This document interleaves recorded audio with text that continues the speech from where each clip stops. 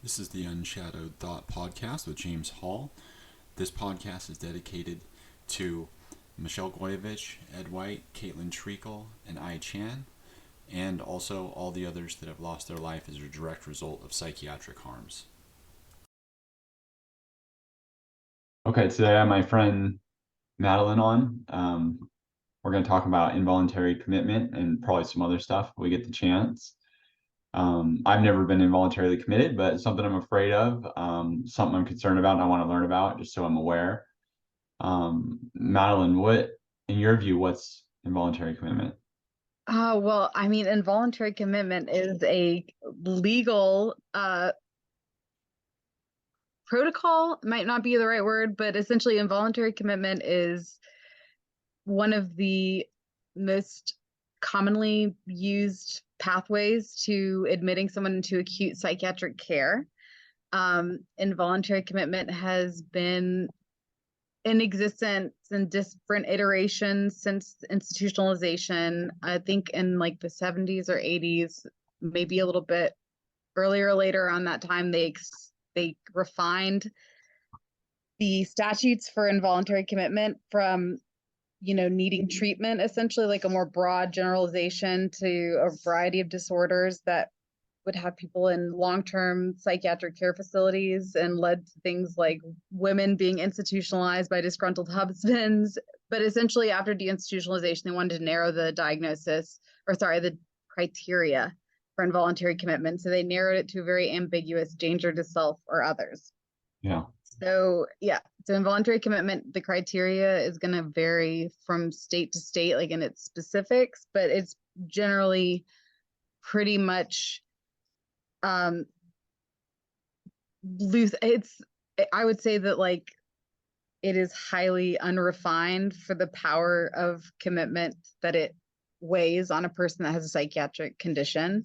And I'll also tell you that you're in luck, James. You don't need to be scared because one of the primary predicates of involuntary commitment is a history of involuntary commitment. So that every time you engage with the psychiatric system in the institutional settings that we do have, which at this point are all like acute except for the 5 or less state-run institutions that themselves are far less prone to long-term stays, although it does exist and can also be cycling out like acute care patients. So in my state, for example, it would work that it would almost be luck of the draw to find a bed that's not one of the state hospitals, because there are a select amount of hospitals that are set up, quote unquote, to engage with longer than acute care psychiatric stabilization. So generally speaking, your acute care wards are going to cut you off at 2 weeks because that's what insurance is going to pay for. Yeah. But there are certain facilities, and they're wanting to build more of those facilities that can offer more continued care in a clinical setting that can go from a month to month. It just depends all on really how, if you get into an ER, and if you're in a behavioral health center that I was in that's limited to 14 beds per ward for some other policy related reasons that have to do with Medicaid waivers Okay. and higher degrees of federal oversight, if you have, and a lack, if you have over a certain amount of beds, they I quote, let me know they weren't set up for longer term stay. But it didn't really matter because my stay was 2.5 times longer than it had ever really been before. So I'm struggling. Where do you want me to go with this? Yeah. I've been, because this was just the most recent, and I do really recognize and hear your fear of I'm afraid of being involuntarily committed, because once you are I'd say that I've been under the shadow of fear of being involuntarily committed. Yeah. That's Point that I was involuntarily committed, and I was out of that psychiatric acute care system, which is, I have yet to meet someone that has described it as a positive experience. Yeah. Before this time, it had been 15. So I think closing in on like 6 or 7 years. Okay. But before you get started on your story a little bit, but that was just that caught me, is that I'm thinking now, almost everyone I've heard of that is fearful of being committed, they've already been committed several times. Like you don't hear, it seems like that maybe that's true. Like if you've been committed, then you have the stigma, and it's much easier to be committed after that. And it And seems stigma almost might be like, a good word for it. I think that it's almost like a normalization of a care pathway in the yeah, community and in the system that you have set up. And I think that, whenever a person has like an episodic escalation of any kind, like, and they're in higher amounts of distress and they're presenting in ways that make other people fearful for their safety, like their ability to not hurt themselves and not in the way that you think in terms of like suicide, but in the way that might like manifest like Roman in the middle of the street, like, yeah, and getting struck by a vehicle. It just like, but more so like the more you're behaving in a way that I think people feel is unpredictable or and unnormal. like, yeah, unpredictable or unmanageable. And like the more like the stronger your psychiatric condition, like underlying that is, it comes to a point where even the people that are caring the most about you in a genuine way feel that the only Answer is recourse to mediating and mitigating a situation is containment. yeah. Okay. And and it's just unfortunate because there are like limited amounts, there are so limited alternatives to any type of to hospitalization. Like I don't think that I'll ever believe hospitalization is the answer to Yeah. dealing with an acute psychiatric issue or acute like It's really hard, but I stress. equate it to like going to prisons, right? You haven't committed a crime yet, so you can't go to prison. So it's like an Ex- alternative way to lock someone up. Except in prison they like track your body, and in the psychiatric system they don't track your body. Okay. Meaning that like once you enter into the system you're kind of like made invisible within the system, like, and your ability to be seen is directly related to your willingness or ability to like reach out to other people on the outside. Okay. And whenever, right, so like you're put into an inpatient facility. Now I have like seen or heard of allegations of people having their cell phones, like, as it has gone in my experience in my state, like the moment you enter into the ER, like, and if they triage you and they mark you down for having a psychiatric condition, that's the moment you lose access to your ability to communicate with the outside world, basically, So because they they're take your property essentially, right? going to strip you of your phones. They're going like, they take all of your property, but they also like limit your communication in or out. So like suddenly like phones become a privilege, not just cell phones, but like the ability to use the Use a facility phone, phone. any phone. Yeah. Right. Like, and I saw that had changed, maybe because of COVID or maybe just because things have deteriorated in the years that I've been in, but because I had 2 back-to-back experiences, which Yeah, was, we can start from the beginning if you want. If you want to talk about yeah. the circumstance around So how it happened, I how it comes to be, and then what happened. Yeah. so I had been pretty much off of like the psychiatric drugs that they had told me were necessary to sustain life, in terms, Since you I've were been young, off. right? Right, so my like encounter with the psychiatric system has been kind of backwards because I was one of the like early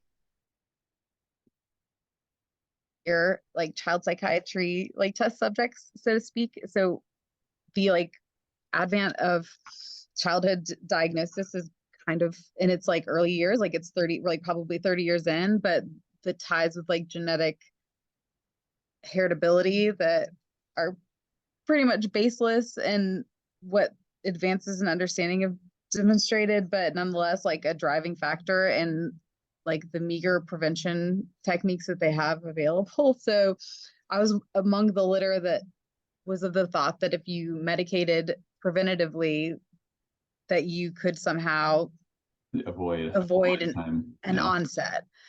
And so any person that has any like basic understanding of what exposure to antipsychotics and mood stabilizers and other psychotropic drugs have on like the chemical balance of a brain and the neural pathways in their development would kind of clearly see that there's like an initial like innate inaccuracy to this preventative tactic.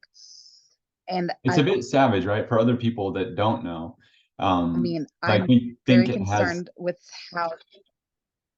I was going to say there's this natural So drug effect that feels like maybe it's helping or something, but in my experience it was always like getting hit with a bat, like is like numbing. It you're stops blunted, things. right? Yeah, it doesn't. And so Things stop working right, and that's the primary mechanism. and whenever you're a child, like that blunting is of course like out of your control. And then like as an adult under that label, like there are like mechanisms to ensure that that like ownership over body and bodily autonomy and right to refuse is also like out of a person's control.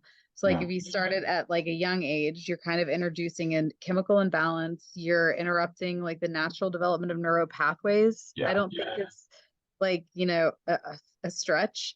Why do we say no drugs and alcohol for children? Probably the same reason we should say no like psychotropic medications for children.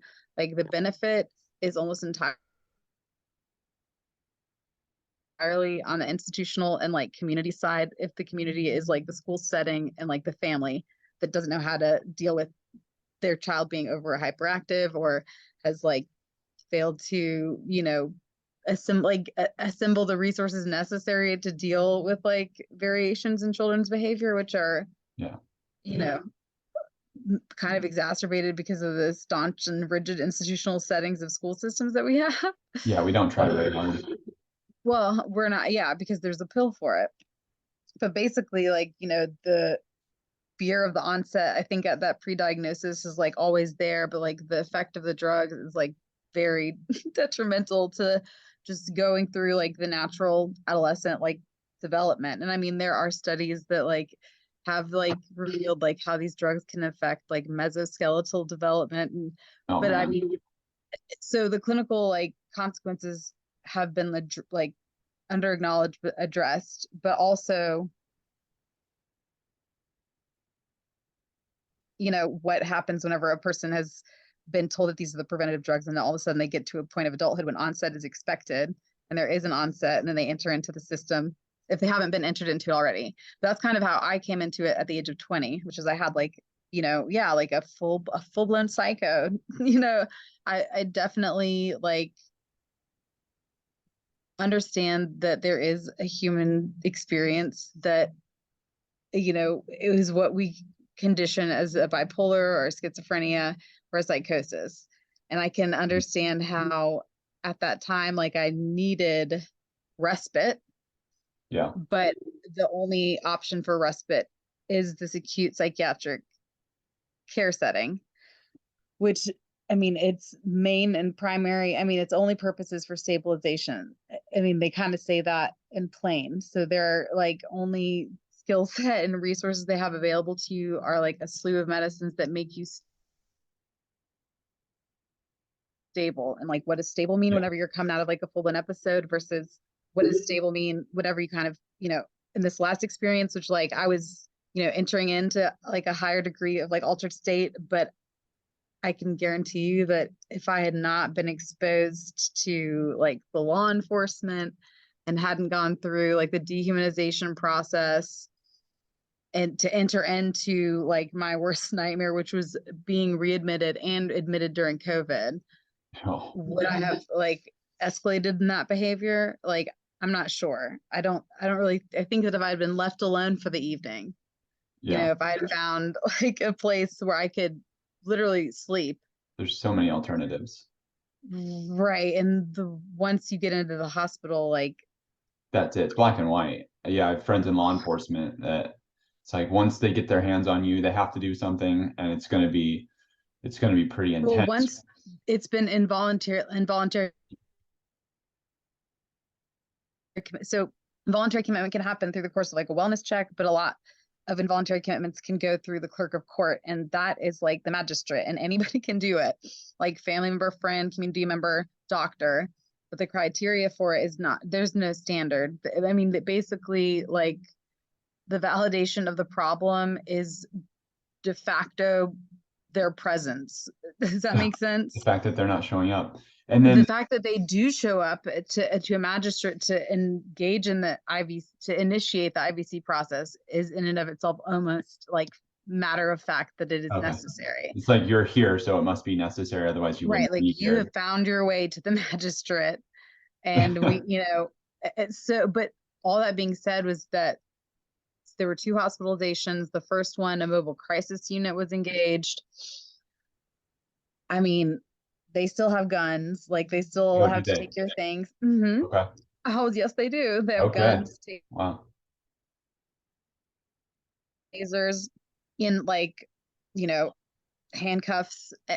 So the second, and that diverted me to an ER and Mission Hospital, which is, I almost had like a total repeat of my first psychotic episode hospitalizations. Like, first hospital was the first hospital in this round, second hospital is the second in the next round. But essentially, I was in that hospital for 7 days. And so the initial like point of contact was going into the ER and having to be weighted to be voluntarily committed. Since I was voluntarily, I mean, I just, at that point, I was like, I just need to sleep. Like, if this will get me to bed, Yeah. like in the height of like the really kind of traumatic family situation I was going through, then I don't even give a shit. But I was not ready to take any of the medication that they offered me. So I didn't take any medication for the first night. Okay. I got a little bit of sleep. There was like dried, It like had to be so uncomfortable.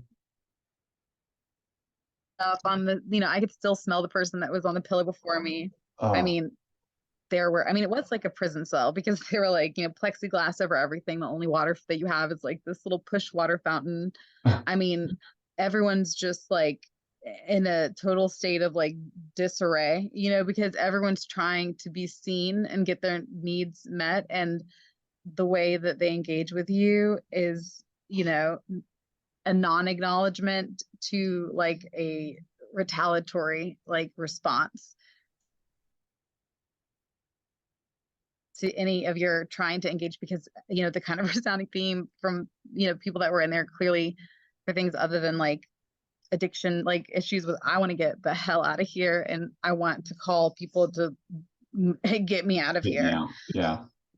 And so I don't even know if you can describe things like fortunate, but essentially the social worker there in the morning was like, we need to get her out of here, meaning out of that situation to a bed, because it's not like, and so in order to do that, they also, and at that point, like, I was engaged with like a sheriff came in with a couple of the practitioners to let me know that I had now been IVC'd, which meant I now did not have a choice. And if I So wanted they were when you first got admitted, you said it was voluntary. So they were kind of going through the it process of was deciding? voluntary, which I didn't even, I mean, in the midst of it, like I was just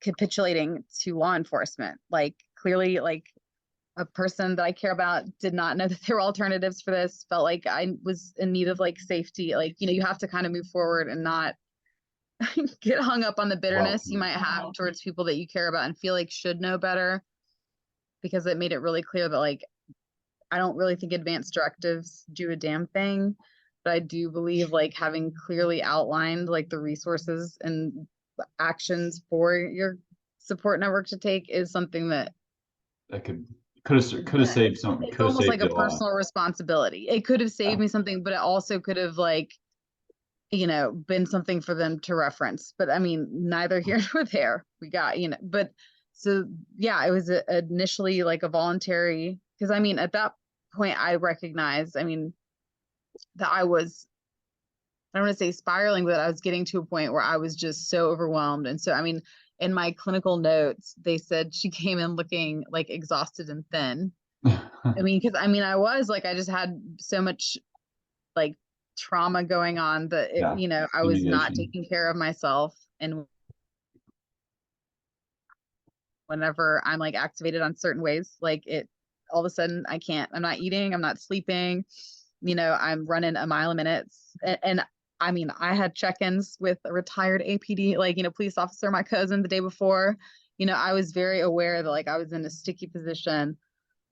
But the point in which you're like pulled into the like psychiatric system, like all bets are off, like all control, so I was afforded under those 24 hours, like this kind of like almost like performative control. Like I'm still in a locked ward. Like I still, they're going to feed me, like, they're going to work around not medicating me temporarily until I become obstinate to the point that it's disruptive to them and I mean, that's going to be subjective, but essentially like process of, being involuntarily committed was very clear to me because they brought in the sheriff to tell me that I was involuntarily committed. And they also kept the sheriff for security because my involuntary commitment, and you have to sign it, which is That's wild. Yeah. Right. Kind of like acknowledging it. And then immediately after that acknowledgement, I mean, she like whipped out the alcohol pad and like, I like don't know if you've ever like worked with farm animals or like larger animals, but sometimes you have to come at them really swiftly as a way to like get, to prepare them for I'm familiar with that process. Right. So it's like I just remember her whooshing in and so I knew what was coming, but like I reacted really like I Were was you like in restraints or were you just free? So I wasn't in restraints. Thankfully, I've been in seclusion before, but I've never been in restraints by the grace of God, like mainly because I am hyper cognizant of that, like possibility that like I will exercise like as I've never not exercised at least a modicum of restraint, and I've also never been violent towards anyone ever. And so not that actual violent, you know what I mean, like usually restraints and what I've witnessed in hospitals like have been predicated on like throwing things or like physically, you know what I mean. So I Some have sort of behavior. Right. And I'm also a white woman and presenting heteronormative. So like that might be a bit, you know what I mean? That might have like an underlying privilege of why. And I also bark a lot about human rights violations and like, well, just so, and Maybe in a give you a little way bit. that gives clarity to the fact that like I do have like the community like resources to alert the people that would be upset about it. Do you know what I mean? To say, That's and helpful, so maybe. What's that? I said maybe that was helpful in some degree. At least they're not being I negligent mean, or less apt I to. think that I don't think that it really matters on one hand, and I think that like in the second part of this like hospitalization for the like real deal IVC that was not voluntary from the beginning, it ended up kind of working in my disadvantage because I was talking regularly with the disability rights lawyers that I am like leadership with. And I think that because I was so obstinate and was so like honed in on like the exact violations to my legal rights, it almost incentivized like keeping me longer, maybe, because they were like dotting their I's and crossing their T's, but like in a way that would like cover their ass, enable them to be able to do more. And marginalize my voice so that it would be essentially like impossible for them and like the grand scheme of like any type of like legal like situation, so right, because it would just so they slapped up, they gave me like a shot of I think the Old Faithful, which is Haldol, Benadryl, and Ativan. So that's like the same injection that like trifecta that they've been giving since the institutional days. And they give you the Benadryl just in case you have an allergic reaction because so that I I think that like it really is not discussed enough just how like utterly like excruciating that experience is, like the intravenous Yeah. muscular shots, which was something that I've experienced before, but the like memory I have of my initial like my previous experiences were far more with like the immediate like cognitive like decline almost, Yeah. right, going from high to low, like to we're in which in this case like it was a lot more focused on how much harm my body was like feeling at the time, like the like force of the drug, Physical act. Yeah. right, and how a drug like that, and how I think muscular drugs are similar in that way, they hurt a little bit more, but that in particular like it was kind of like the conflation of it all. Like it's truly like a violent practice. And like you can't imagine like exactly how violent it is unless you go through it. I try And to picture it in my mind and I'm just like, I don't think I'm getting anywhere near, like, I just can't imagine that. I mean, it's, I mean, I don't know what kind of but I mean, it's common whenever you're in IVC, especially if you're on a psychosis spectrum, because it's effective. Like it Yeah. interjects in like the disruption that you're causing because it immediately incapacitates you. But it doesn't, just like immediately incapacitate you. It feels like you're being shot full of like gasoline, like poison. Like it doesn't feel good on you. And again, like that is a common like care practice in acute settings. Yeah. And also something that people like confuse with like a personal like right of bodily autonomy, like their right to take drugs or accept drugs or refuse drugs, and that's just not the case. Like you have no choice, and if you don't take it orally, get ready for the yeah, for the intravenous. And I think that people, I mean, especially now that people are like constantly, seek help, call these lines, like go to Yeah. a hospital, that's where you go.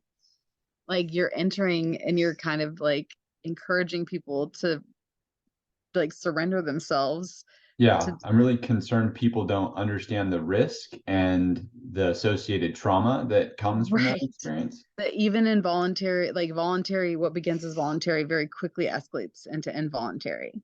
Yeah. And like, and the only real difference between it is a lot of it has to do with like forced drugging and like refusal to discharge.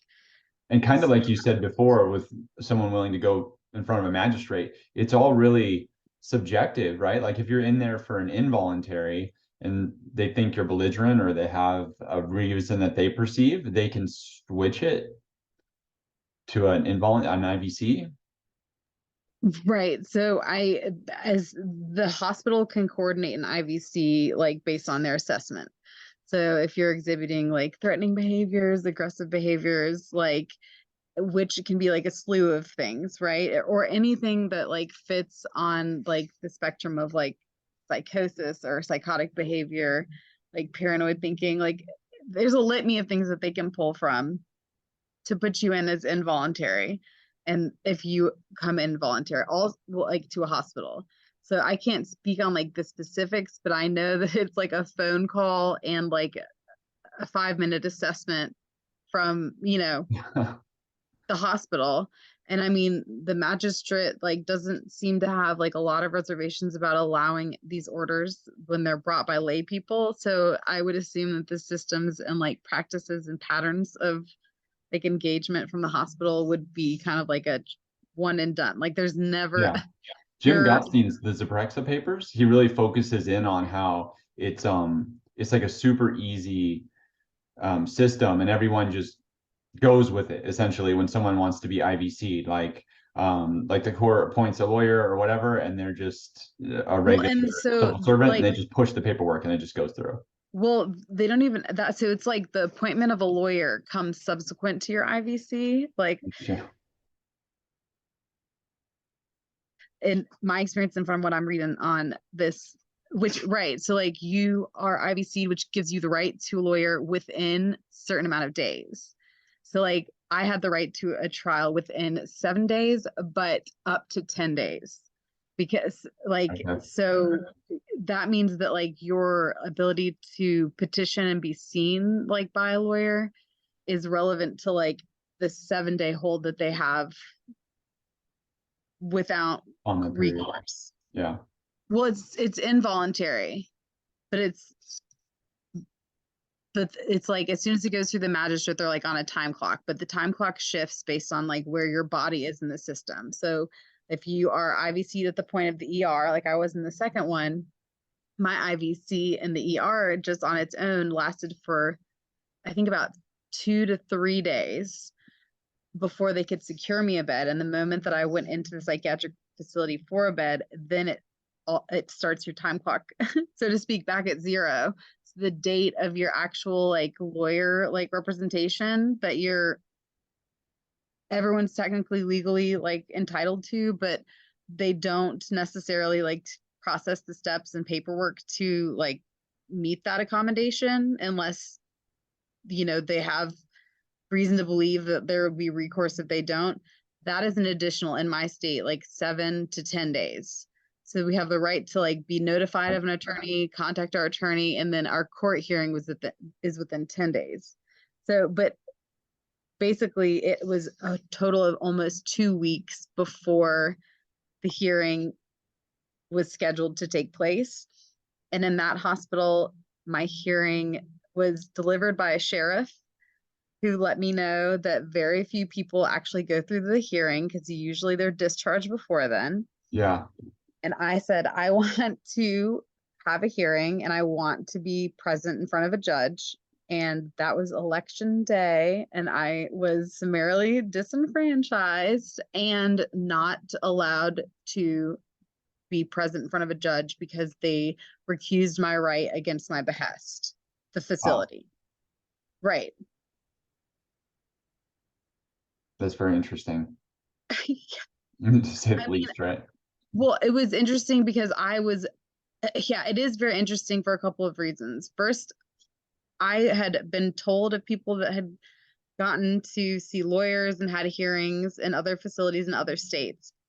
And I had never gotten to the point of being presented papers to like certify my right to a trial. And the one instance that I was, it was taken away from me.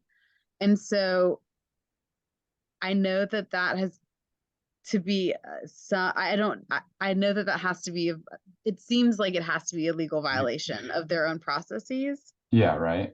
But I don't have the resources, and I would need more like litigation support to clearly pinpoint exactly why and how you can argue that their refusal or like to allow me the opportunity, because it's funny, you don't know when no one's they there to asked tell for you when your rights are violated, and then there's no one there that's going to offer you help to do it either. You have to figure all this stuff out. Like, it's not black and white.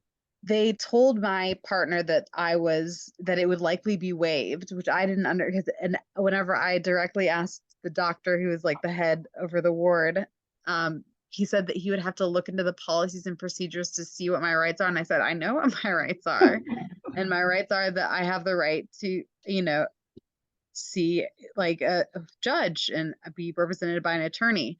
And I even had my attorneys like with disability rights like look into who my representative was, because they did not come to meet with me. It was only a serving of papers, and in the time so it says the 10-day hearing requirement is one of the statutory mechanisms for assuring that a respondent is not deprived of liberty with the due process guaranteed by the U.S. Constitution.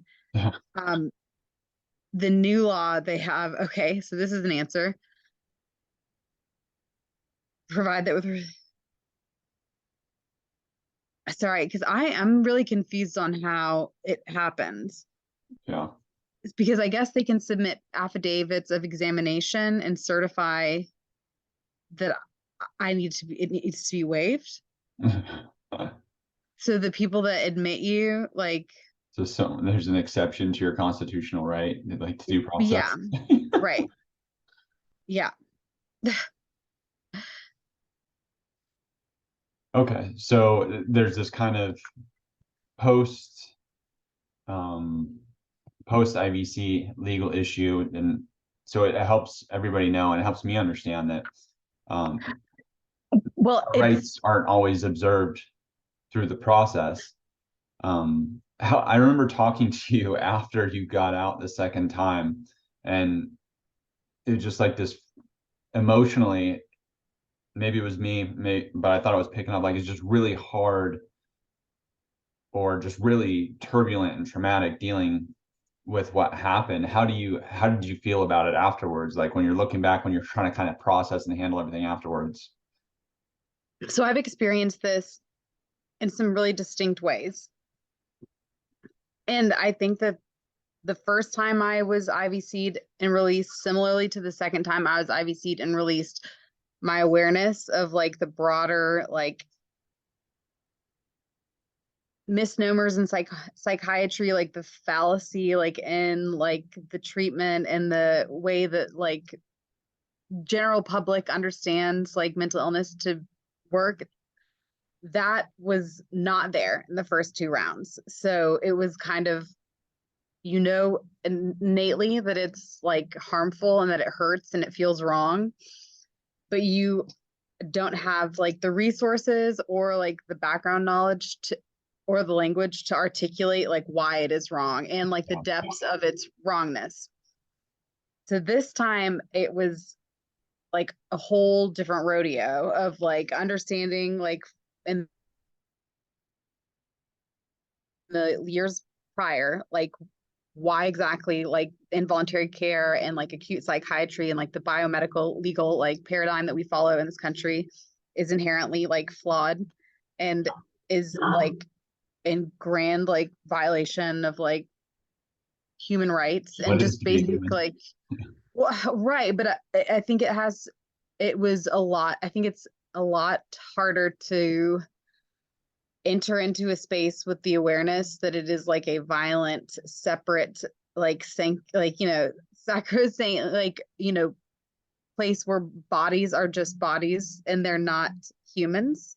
Yeah. And being able to like witness point by point, like where the violations like kind Yeah. of You had the awareness this time around, so like you're well, it's like intellectually processing it as you're at going. the end of the day, there's no retribution or recourse, right? Like in the Yeah. immediate, like that's like really not a practical option. It would require like such gross like mismanagement and such like high degrees of like substantiating evidence. You Yeah. know, I think, for example, like there was a video recording of a man that was put into seclusion who like, you know, after being forcibly drugged, I think succumbed to hit like suffocated essentially. Yeah. And like there was little to no recourse in this that allowed that to happen, right? And that was Yeah. a recent thing in like I think the past like 5 or 6 years. So I think the hardest part is about getting out and kind of reflecting on how it totally dismantles your life, right? Yeah. Like you have any sustained employment, like how is sustained Yeah, your employment? life's in shambles afterwards, right? Like Right, trying to figure out exactly. everything all over again. Right. I mean, you're like, you would have to be like really lucky to have a job that would be able to like work around like what could Yeah. ultimately be like an like informed like AWOL, like, you know, like for Yeah. 20 some days. How do you keep Right. that from your employer, right? You're like, why were you gone for like 2 weeks or a month? Sir, will this paragraph from the hospital like be adequate? But it also, I mean, they leave you with nothing but like maybe like a halfway mediocre list of referrals and like a, a load of psychopharmaceuticals that in the like acuity of the, you know, crisis may have been adequate and like allowing you to not be sedated to the point of like unconsciousness, but in like the post stabilization period, like the polypharmaceutical cocktail that you're given, I Yeah. mean, you can't live on it. Like, Then you're faced with figuring out sedation, what to stay on, what to get off of, how safe or not safe any of that is, and what to do, right? Like and that's how to like, kind of work through like the cognitive like disruption I think that these drugs innately cause, like the absolutely. cloudiness, the sedatedness, and like work through like an unaddressed like violation of your body. I mean, Huge. because and it's, you'd be surprised, like there's not a lot of like sympathy amongst practitioners Yeah. in terms of like how they view you as a patient in the post hospitalization period, and how It seems that to be a can standard also, anyways. Like I right, don't get I much mean, sympathy from doctors that no matter what I'm doing. exactly, it all kind of comes down to the person's behaviors or justify the actions, but like the ultimate like, contention I have is that the actions like are unjustifiable in and of themselves. Like Oh it yeah. is not a palliative, it is not a like, it's not a care setting, it's a containment setting. It's like a And prison, once, right? Did you feel that it was any different than a prison? oh, It's just I've different like long formality. said that hospitals are like prisons and they have pills, not bars, kind of. And I mean, I generally get relegated to locked wards and units. And so that's where like all of the like highly, escalated people are kind of contained. And like there is like such chaos because they not only use a lot of violence to mitigate any disruption that they encounter, but they do absolutely nothing to kind of mitigate the infighting and like the any of the Oh, hostilities emerging between other patients that in their like points of like high distress are reactionary to like other people on the ward, right? yeah. So it's like it's entirely unsafe, and it's almost as if, I was in a lot of like pathways to getting out have to do with your participation in group activities, your ability to go to meals, all of which are like highly stimulating. And also like the group availability, like it's going to vary based on what ward you have. So I was in a closed ward. So that's like 6 to 8 people that are like not to be fucked with.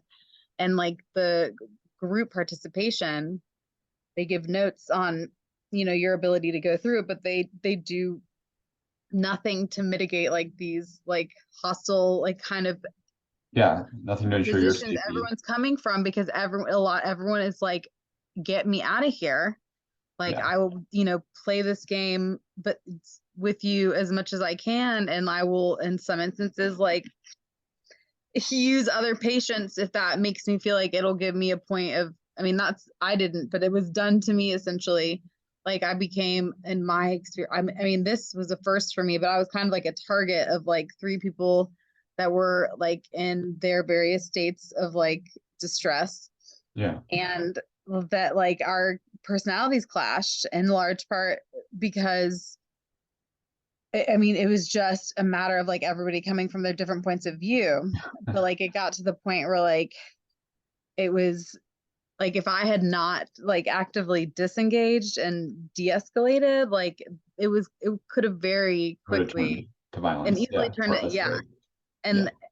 And I mean, that would have had, I know negative ramifications for both parties involved. And I also would never do anything that would see somebody else put in 5-point restraints, because in that hospital, like the bedroom I had, like had a bed with 5-point restraints. Yeah. I was to the room that I had like a body mark imprinted in the drywall because Oh, yeah. someone who had the previous person who had been in there, they let me know not to worry because it was actually the body mark of one of the mental health technicians who was aggressively attacked by the previous occupant of the room.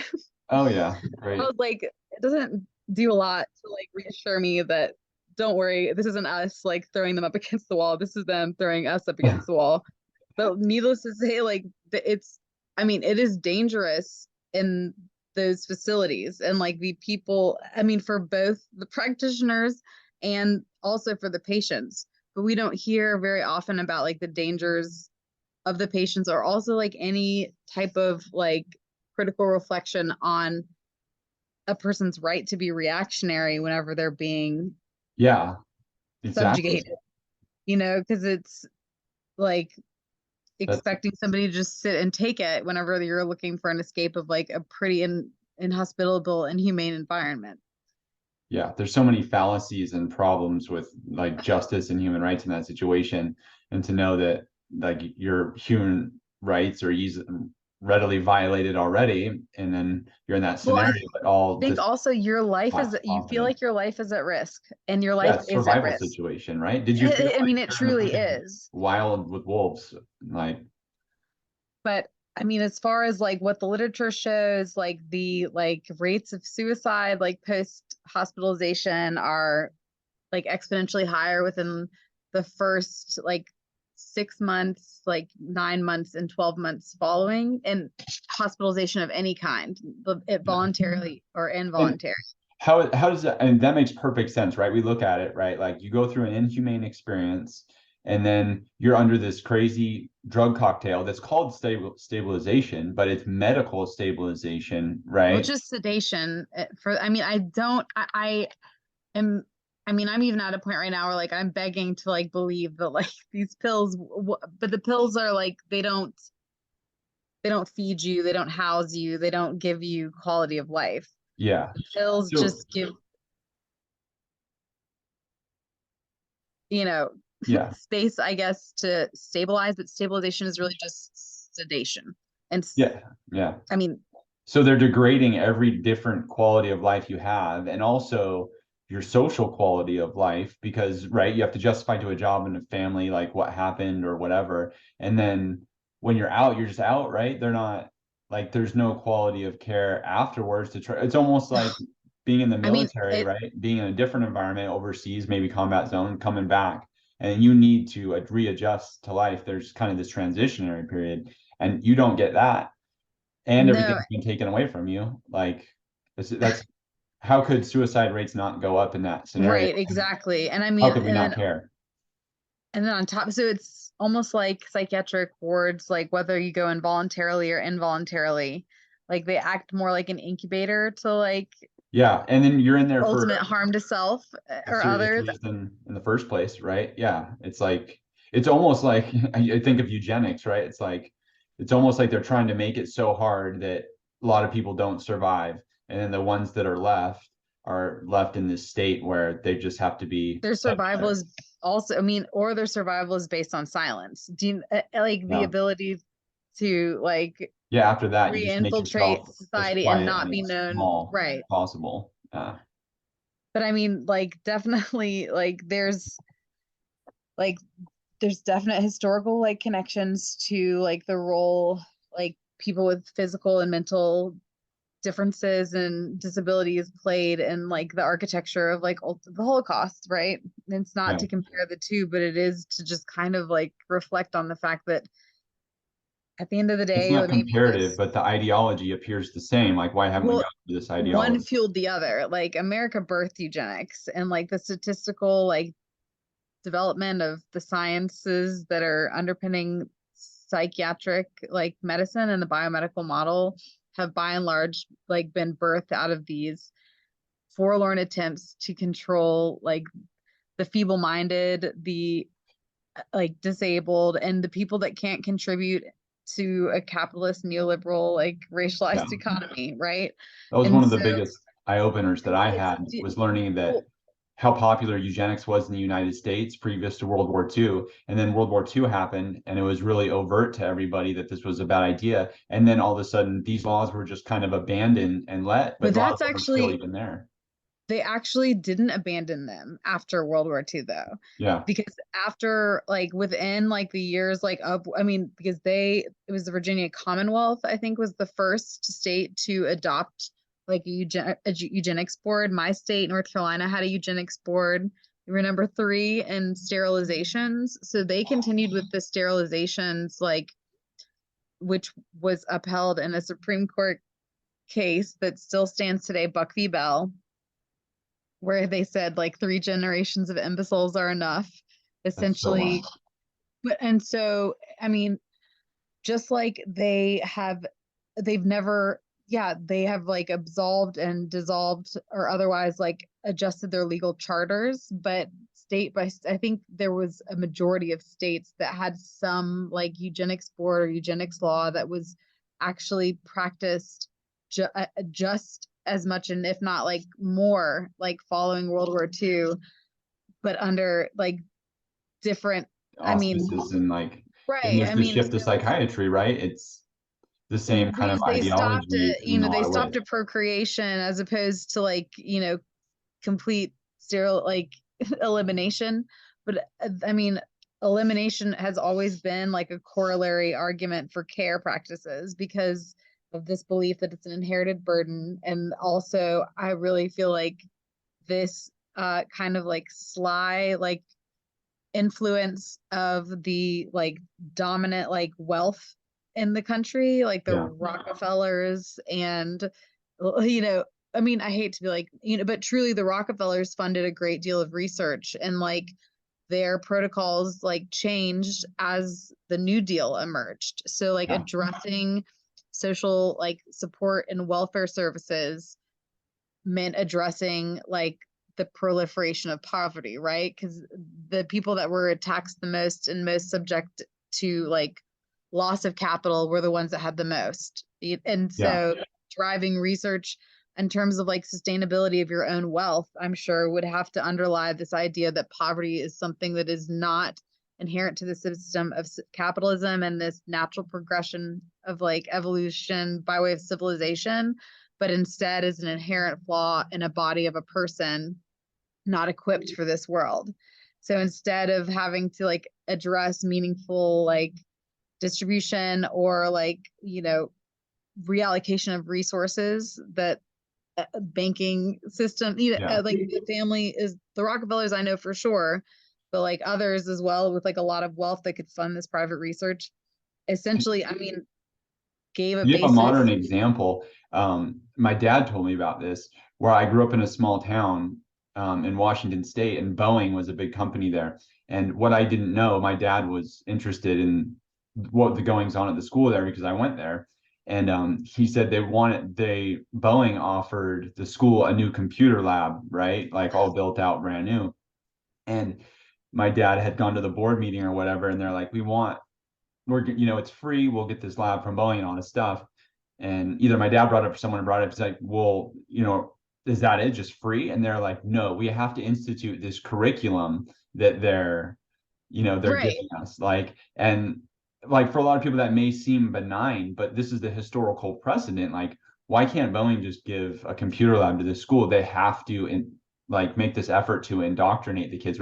And I heard about the Rockefellers having this, being involved with the school board to put on this 8-hour school day where everyone was getting used to being an assembly worker, like in school, to be an 8 hours a day, 5 days a week in this routine. And that a big part of what they're trying to institute, but it's still, that kind of mentality is still going on. It's highly interesting to me. Well, I think it's highly interesting. And again, like, I think a lot of it goes back to just like a general obstinate refusal to address like the like inequity that exists because of the economic and political systems that we have adopted that are based on like the most grave like exploitation of human life, which is like cattle slavery. Us, yeah. Yeah, the people at the bottom. Just highly interesting. I am curious though, I want to get to this before we go, but crisis lines definitely have a role in my group in a lot of places.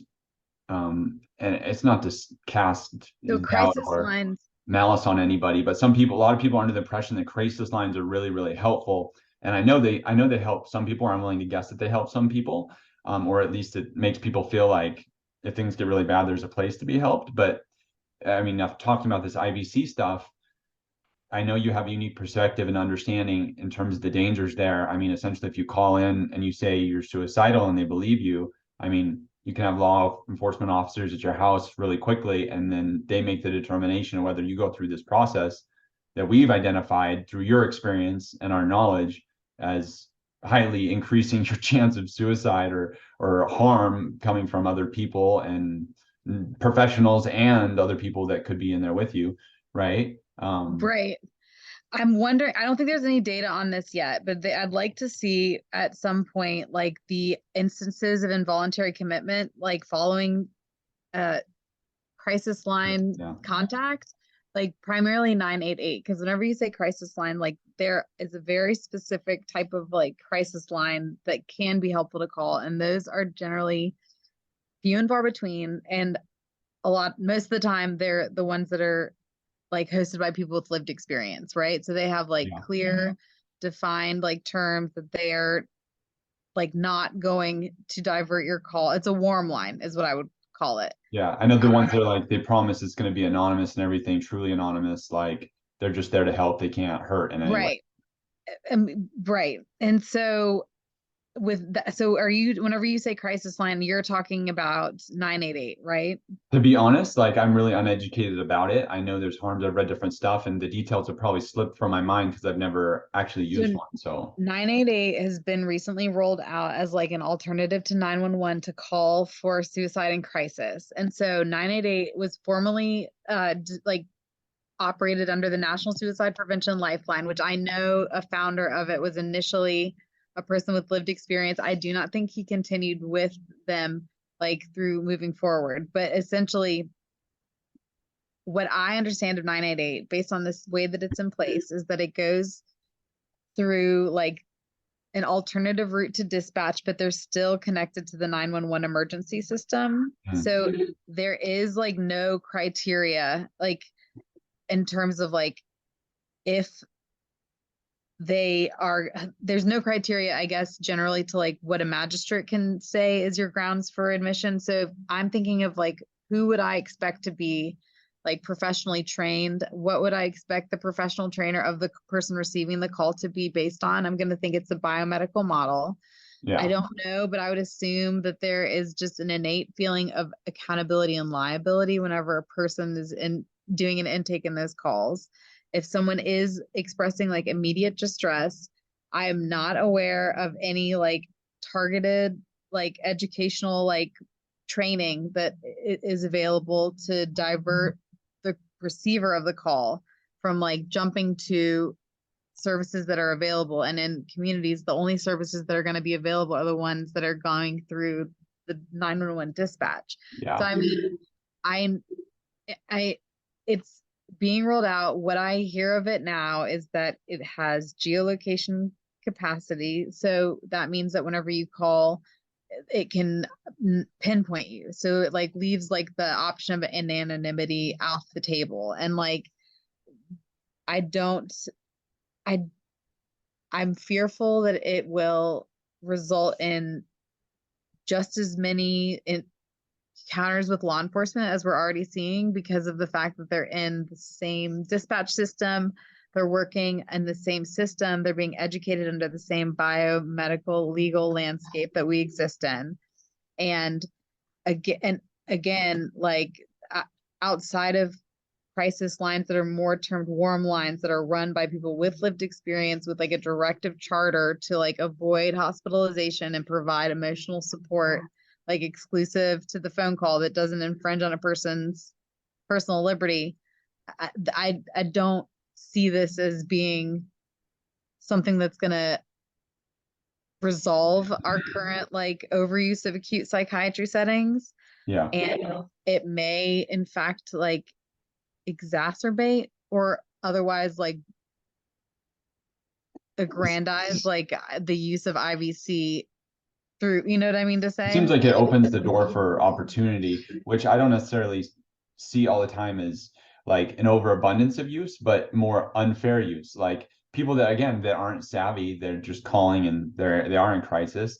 Right. And you say things when you're in crisis, right? Yeah. Like you call and you are upset and you're saying things. And so now I think like a lot of it is targeted at like suicide as opposed to like psychosis, but it says right here that the hotline's policy is that only when the caller cannot or will not collaborate on a safety plan and the counselor feels the caller will harm themselves imminently, should emergency services be called.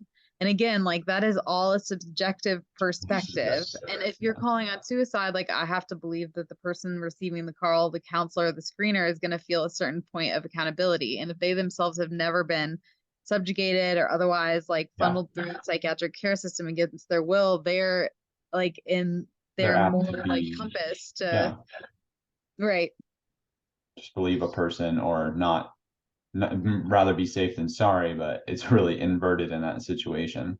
Well, I mean, and that kind of has to go back to like the primary issue of like disseminating and like actively organizing against like status quo supporting acute psychiatric care facilities to mediate stabilization that requires like respite, peace, Yeah, and rehabilitation. a different approach. But Yeah. it's the system we have. And I mean, it's an unsatisfactory one. Like I know that there are some people that have successfully taken like legal action, but I don't That's a think that. really, we have these stories, right, that we hear about it. Same thing But with we me. need class action. Do you know what I mean to say? We need cases to be brought by groups of us. So it would be wonderful to see like lines of communication opened where there could be like listservs of people that have experienced similar instances of disenfranchisement, similar instances of like a waiver of the right to be seen by a trial judge, or like, you know, a misrepresentation at trial. Because, and I think that like these kind of autoethnographic, like individualized, like experiences like mine, like they're not worth like a fart in the wind. You relative to like the the like broader powers of psychiatry and like the predisposition of the legal system to predominantly like favor their view and like kind of discriminate, like what's good discriminatory prejudice, like ignore or discount like the right of a view like to a person that's experienced the harm. Like there needs to be more than one person. Like it has to be a demonstrable pattern of like abuse, and it has to be accepted as that.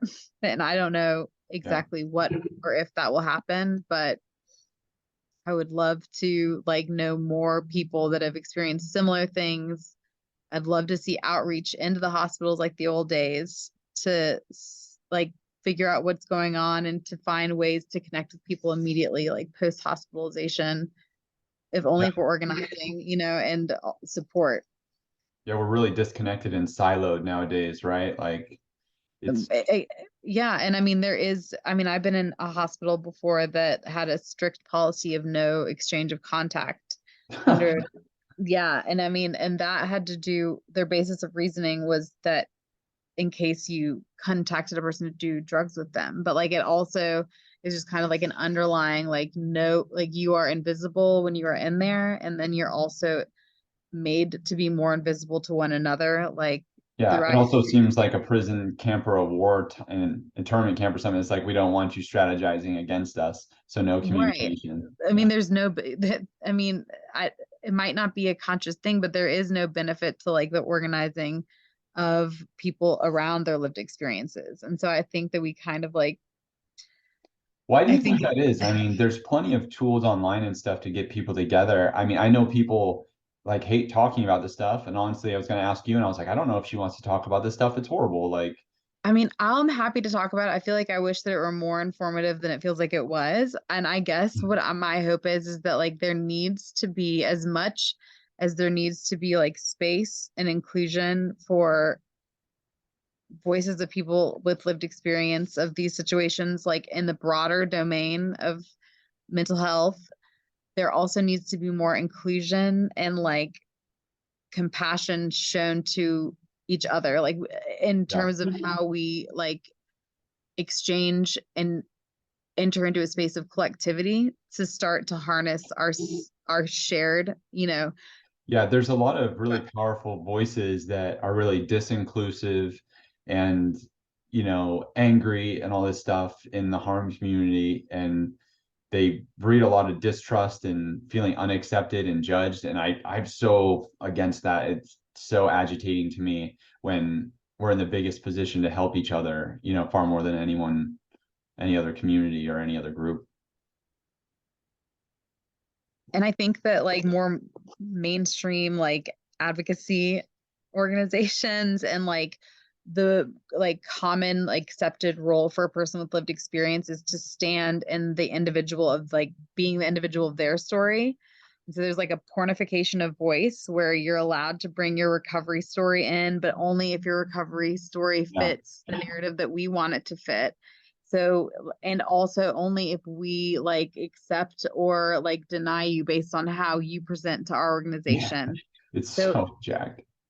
And there's a lot of like favoritism and a lot of like like, and so it kind of like perverts the like feelings of camaraderie that should exist amongst people with shared experiences, because there is like a degree of like sacrificing like the entirety of a truth sometimes whenever you're under these like dominant, like, tell us how your drugs work, tell us how, you know, and we all know that like it's never just the drug.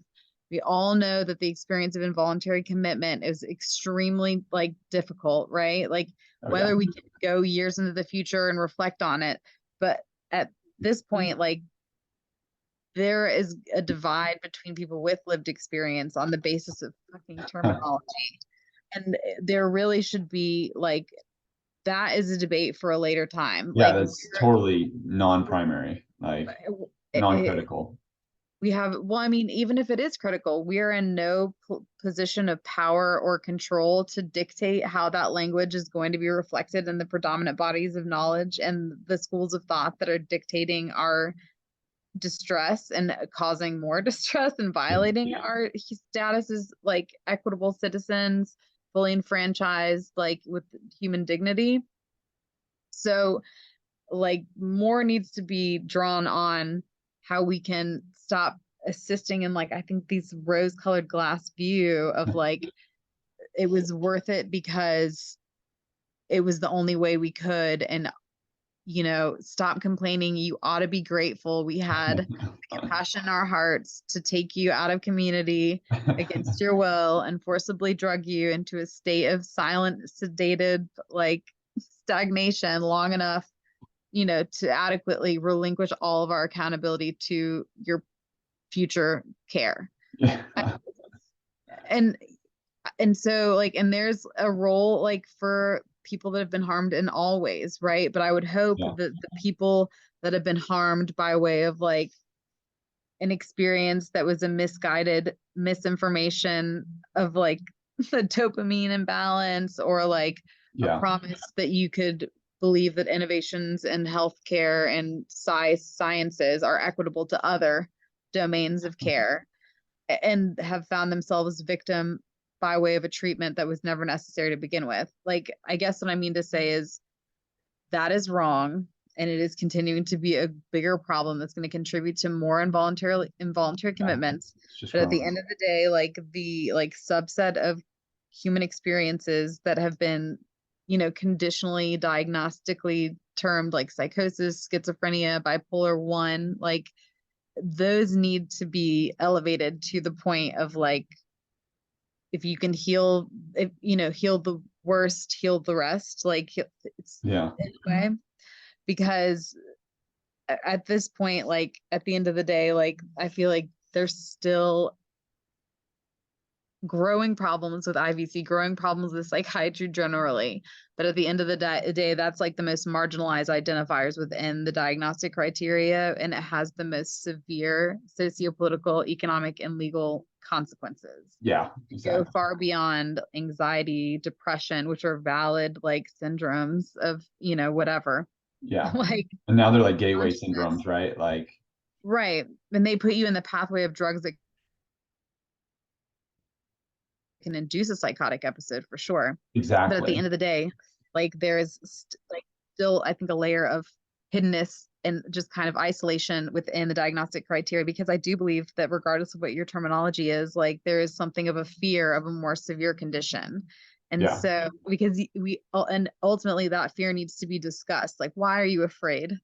Like, why is this right? And why does this deserve less resources and less attention than these broader growing like burdens of mental illness that are in part a strand of like a misinformation, like a miseducation campaign that's been going on forever, about 40 years. Yeah, I mean, or closer, depends on if you talk about the advertisement for Thorazine.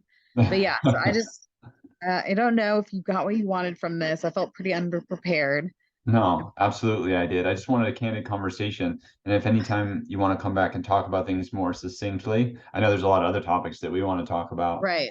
We can do that, but we just got Mostly, I just hope that if anything can come of this, I'm just interested. I want to know who has experienced IVC and if they have any like hard examples of being denied legal representation, being denied the opportunity to vote. What, like, I'd like to hear more about people's stories with experiences with forced drugging and what led to like 5-point restraints and like yeah, these the details. circumstances. And right. I mean, details in so much as like, did you retrospectively find this to be appropriate? What did we learn? Retrospectively, like conceptualize what actions may have like mitigated it on your end and on their end, or like what Yeah. processes and pathways existed And for that's the you to. conversation we're not having, right? Like we have all these things we agree that are wrong or not adequate or harmful. And then, but there's no discussion around how we could change it. I mean, virtually no And I discussion. think beginning just a discussion of like talking about your experience in a psychiatric ward, like that's not encouraged, Yeah, right? exactly. We have to Like get it one, we happened, want it to was get together. terrible. You move on from it. You either like learn to be grateful for it or you're forever scarred by it or both.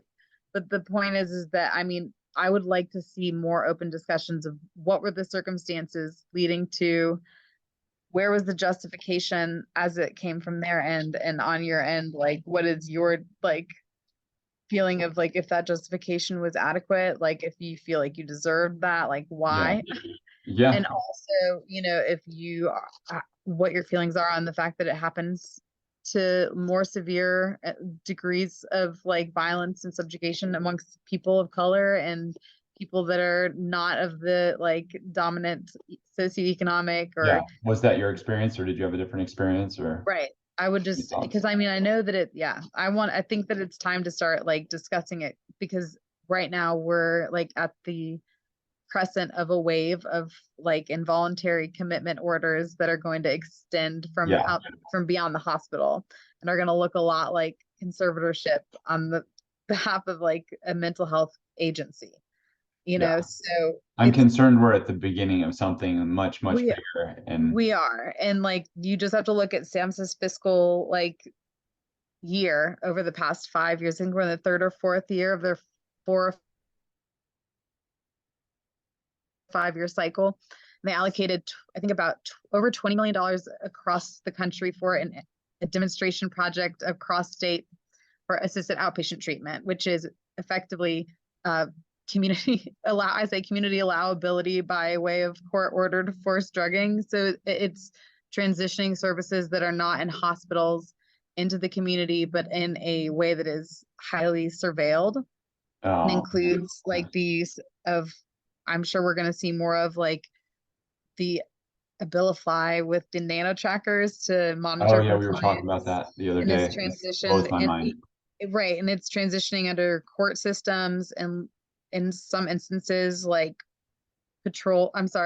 probation officers are given like equitable. I mean, so we're also looking at the repeal of IMD waivers state by state and federally, which will expand the amount of beds hospitals. So that's happening. Like it's not so like scary. going to happen, like it is happening right now. And I think I think it should be a top organizing like point, which is like not only are we seeing like all of the fiscal resources of SAMHSA being diverted to brain disease and constraint and like coercive practices, but we are also seeing like the legislation repealed necessary to expand and warehouse bodies again. Yeah. Yeah. So it's like IVC is becoming, coming at you fast. Exactly. Hey, thank you so much for No, talking. thank you. And we'll talk again soon. All right, bye. Bye.